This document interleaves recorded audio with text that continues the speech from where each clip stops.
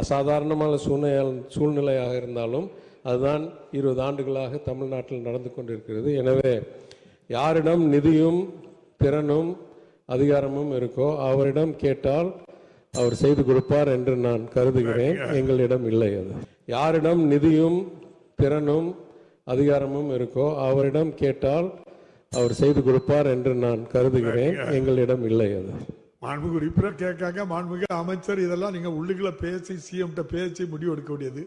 பாசிட்டிவா பதில் சொன்னா உறுப்பினர்களுக்கு நன்றாக இருக்கும். மாண்புமிகு உறுப்பினர் கேட்காங்க. மாண்புமிகு அமைச்சர் இதெல்லாம் நீங்க உள்ளுக்குள்ள பேசி சிஎம் பேசி முடிவு எடுக்க வேண்டியது. பாசிட்டிவா பதில் சொன்னா உறுப்பினர்களுக்கு நன்றாக இருக்கும். மாண்புமிகு பேரவைத் தலைவர் அவர்களே, தமிழ்நாடு மின்னணு நிறுவனம் உதகமண்டலத்திலிருந்து 87 கிலோமீட்டர் தொலைவில் கோயம்புத்தூர் மாவட்டம் விளாங்குறிச்சி பகுதியில் 61.59 ஏக்கர் நிலப்பரப்பில் ரூபாய் 217.46 கோடி மதிப்பீட்டில் தகவல் தொழில்நுட்ப பூங்காவை, அதாவது எல்கோசெஸை அமைத்து 2008ஆம் ஆண்டு முதல் செயல்பட்டு வருகிறது. இச்சிறப்பு பொருளாதார மண்டலத்தில் Wipro, HCL, Accenture, access healthcare, value momentum உள்ளிட்ட தகவல் தொழில்நுட்பம் மற்றும் மருத்துவ தொழில்நுட்பம் நிறுவனங்கள் இயங்கி வருகின்றன. இவற்றில் 26,500 பணியாளர்கள் பணிபுரிந்து வருகின்றனர். மேலும் கூடுதலாக 2.66 லட்சம் சதுர அடியில் ரூபாய் 114.16 கோடி செலவினத்தில் ஒரு புதிய தகவல் தொழில்நுட்ப கட்டடம் இச்சிறப்பு பொருளாதார மண்டலத்தில் கட்டப்பட்டு கடந்த 6/11/2024 அன்று தமிழ்நாடு முதலமைச்சர் அவர்களால் துவக்கி வைக்கப்பட்டது. எனவே இந்த நேரத்தில் கூடுதலாக உதகமண்டலத்தில் ஒரு பூங்கா அமைக்க எந்த திட்டமும் இல்லை என்று உங்கள் வாயிலாக தெரிவித்துக் கொள்கிறேன். பேரவையின் அனுமதியுடன் வினாக்கள் விடைகள் நேரம் நீட்டிக்கப்படுகிறது. மாண்புமிகு உறுப்பினர் ஆர். கணேஷ். மாண்புமிகு பேரவைத் தலைவர் அவர்களே, இது 3-4 வருஷமாக கேட்டுருக்கோம். உதகமண்டலத்திலிருந்து போகிறதானா கிட்டத்தட்ட 80 கிலோமீட்டர் போகணும். கோயம்புத்தூர் போகிறதானா படித்த இளைஞர்கள் நிறைய பேர் இருக்கிறதுனால நிச்சயமாக மாண்புமிகு முதலமைச்சரினுடைய கவனத்துக்கு கொண்டு சென்று இதற்கு வேண்டிய ஒரு ஆவணத்தை நீங்கள் செய்து தர வேண்டும் என்று கேட்டுக்கொள்கிறேன். மாண்புமிகு அமைச்சர்.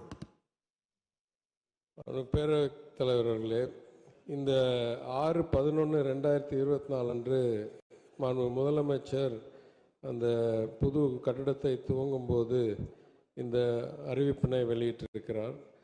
கடந்த சில ஆண்டுகளில் இந்தியாவில் வேகமாக வளர்ந்து வரும் தகவல் தொழில்நுட்ப மையங்களின் ஒன்றாக கோயம்புத்தூர் உருவம் எடுத்திருக்கிறது. இதனால் பல நிறுவனங்களுக்கு அலுவலகங்களுக்கான இடத்தேவை அதிகரித்துள்ளது. இதனை கருத்தில் கொண்டு தற்போதுள்ள டைடல் பார்க் அருகிலேயே, அதாவது எல்காட்லேயே ஒரு டைடல் பார்க் இருக்குது, அதை அருகில் இருக்கிற எல்கோசஸ் பகுதியில் உள்ள 17.17 ஏக்கர் பரப்பளவில் மேலும் ஒரு பெரும் தகவல் தொழில்நுட்ப வளாகம் அமைக்கப்படும். கலைஞர் அவர்களால் சென்னையில் சர்வதேச தரத்தில் அமைக்கப்பட்டுள்ள ராமானுஜம் தகவல் தொழில்நுட்ப நகரத்தை போன்றவே கோவையில் தனியார் தொழில்நுட்ப நிறுவனங்களுடன் இணைந்து இந்த பெருந்திட்டம் செயல்படுத்தப்படும். சுமார் 36,000 இளைஞர்களுக்கு வேலைவாய்ப்பு அளிக்கக்கூடிய வகையில் 3 மில்லியன் சதுர அடி பரப்பளவில் அமைக்கப்பட உள்ள இந்த தகவல் தொழில்நுட்ப வளாகம் கோயம்புத்தூர் மாநகரத்தின் எதிர்கால வளர்ச்சிக்கு, அதுவும் சுற்றி இருக்கிற நீலகிரி மாவட்டம் உட்பட்ட பகுதிகளுக்கு ஒரு புதிய மைல்கல்லாக நிச்சயம் அமையும் என்று கூறியிருக்கிறார். அதன்படி அந்த பணிகள் தொடர்ந்து நடவடிக்கை எடுத்துக்கொண்டிருக்கிறோம். எனவே இதை முழுமை செய்த பிறகு அடுத்த திட்டத்திற்கு மாண்புமிகு உறுப்பினர் கூறும்போதுபடி முதலமைச்சர் அவருடைய கவனத்துக்கு சென்று நடவடிக்கை எடுக்கப்படும் என்று கூறுகிறேன். மாண்புமிகு உறுப்பினர் ஆர். கணேஷ். மாண்புமிகு பேரவைத் தலைவர் அவர்களே, சட்டமன்ற உறுப்பினர் நிதியிலிருந்து இ-சேவை மையங்கள் கட்டப்பட்டு வருகின்றன. அது கட்டி முடிக்கப்பட்டு இந்த 6 மாதங்கள் ஆகின்றது. இ-சேவை மையங்களை எப்போது நாங்கள் உபயோகத்திற்கு கொண்டு வருவீர்கள் என்பதை பேரவைத் தலைவர் வாயிலாக அமைச்சர் அவர்களை கேட்ட மாதிரி. மாண்புமிகு அமைச்சர். பேரவைத் தலைவர்களே, மூல கேள்விக்கு கொஞ்சம் தூரத்தில் இருக்கிற கேள்வி என்றாலும் இதில் திட்டம் என்னவென்றால் இன்னுமே எங்கள்கிட்டேருந்து எதுவுமே பாக்கி இல்லை. முதல் நாங்கள் ஒவ்வொரு சட்டமன்ற உறுப்பினருக்கும் கலைவாணர் அரங்கத்தில் இருக்கும்போது ஒரு கம்ப்யூட்டரும் அதற்கு அந்த இடத்துக்கு ஏற்ப பெரிய ஃபுல் ஸ்கேல் கம்ப்யூட்டர் வச்சும்போது அன்றைக்கு நான் நிதியமைச்சராக இருக்கும்போது கூறினது, இது இந்த சின்ன அவையில் செட் ஆகாது, எனவே இதெல்லாம் ஒரு சட்டமன்றத்துக்கு அனுப்பி விடணும், அவங்க வச்சுக்கிறதுக்கு இ-சேவைன்னு. அது அனுப்பப்பட்டு 2 வருஷத்துக்கு மேலே ஆச்சு. அதற்கு பிறகு பலர் கேட்டார்கள், கம்ப்யூட்டருக்கு ஆனால் இடம் இல்லை, எனவே ஒரு திட்டம் இங்கே உருவாக்கி தொகுதி மேம்பாட்டு நிதியிலிருந்து ஒவ்வொரு சட்டமன்ற உறுப்பினர் தேவை என்றால், இப்போ நான்லாம் அதை பயன்படுத்தலை, ஏன்னா எனக்கு ஏற்கனவே இருக்கிற அலுவலகத்தில் நான் இ-சேவை மையத்தை 1.5 வருஷமாக நடத்திக்கிட்டு இருக்கேன். அதனால் ஒவ்வொரு சட்டமன்ற உறுப்பினருக்கும் அந்த கம்ப்யூட்டரும் சரி, அந்த லைசன்ஸும் சரி, இ-சேவை லைசன்ஸும் சரி அன்னைக்கே வழங்கப்பட்டு இன்னைக்கு செயல்பாட்டில் இருக்கிறது. கட்டணம் கட்டி முடிச்சு விட்டால் நீங்கள் எப்போ வேணாலும் நீங்கள் திறக்கலாம், அதுக்கு நாங்கள் எதுவும் இன்னும் செய்ய தேவையில்லை. கம்ப்யூட்டர் என்னைக்கு வந்ததோ அன்னைக்கே உங்களுக்கு அந்த லைசன்ஸ் வந்துருச்சு என்றதை நான் உங்கள் வாயிலாக தெரிவித்துக் கொள்கிறேன். மாண்புமிகு உறுப்பினர் பொன் ஜெயசீலன்.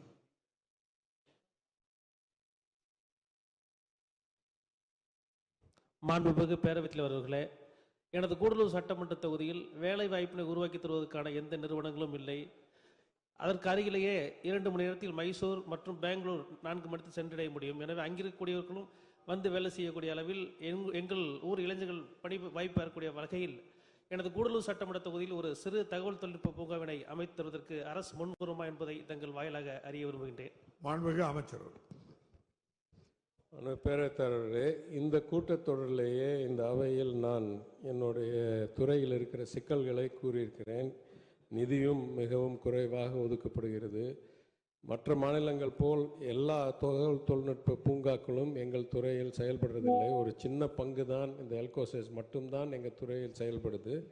பாக்கி டைடல், நியோ டைடல்லாம் தொழில்துறையில் செயல்பட்டு வருகிறது. அது அசாதாரணமான சூழ்நிலையாக இருந்தாலும் அதுதான் 20 ஆண்டுகளாக தமிழ்நாட்டில் நடந்து கொண்டிருக்கிறது. எனவே யாரிடம் நிதியும் திறனும் அதிகாரமும் இருக்கோ அவரிடம் கேட்டால் அவர் செய்து கொடுப்பார் என்று நான் கருதுகிறேன். எங்களிடம் இல்லை. அது மாண்புமிகு உறுப்பினர் கேட்காங்க. மாண்புமிகு அமைச்சர், இதெல்லாம் நீங்க உள்ளுக்குள்ள பேசி சிஎம் பேசி முடிவு எடுக்க வேண்டியது. பாசிட்டிவா பதில் சொன்னா உறுப்பினர்களுக்கு நன்றாக இருக்கும்.